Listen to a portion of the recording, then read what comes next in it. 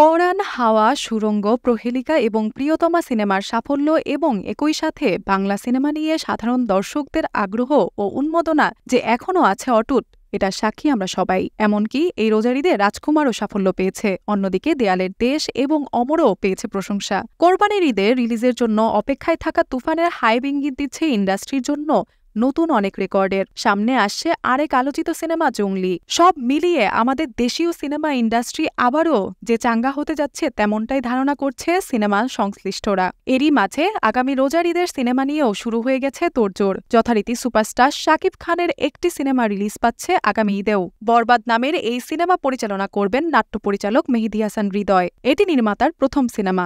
Cinema সংশ্লিষ্ট একাধিক সূত্রের দাবি, সেপ্টেম্বর থেকে ভারতের রামোজিতে শুরু হবে শুটিং। শাকিব খানের সাথে এই সিনেমায় জুটি বাঁধবেন ওপার বাংলার ইদিকা পাল।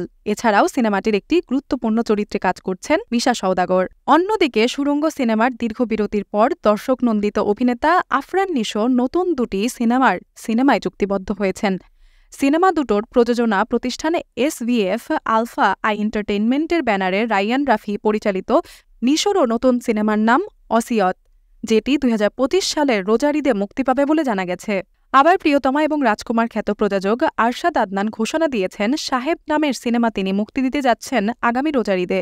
ভারতীয় অভিনেত্রী ইদিকা পালের সাথে এই সিনেমায় জুটি বাঁধবেন শরীফুল রাজ। তবে প্রযোজনা প্রতিষ্ঠান থেকে ঘোষণা এলেও এখনও চুক্তি স্বাক্ষর হয়নি বলে জানা গেছে। তাহলে হিসাব মতে আগামী ঈদে শাকিব খান, আফরান নিশো এবং শরীফুল রাজের ত্রিমুখী লড়াই দেখতে যাচ্ছি আমরা। তিন অভিনেতার এই ত্রিমুখী লড়াইটা যে বিনোদন ইন্ডাস্ট্রিতে দারুণ উত্তেজনা ছড়াবে এই অভিনেতার ভক্তদের এবং স্বাভাবিক দর্শকদের মাঝে, এটা বলা যায় নিশ্চিতভাবে।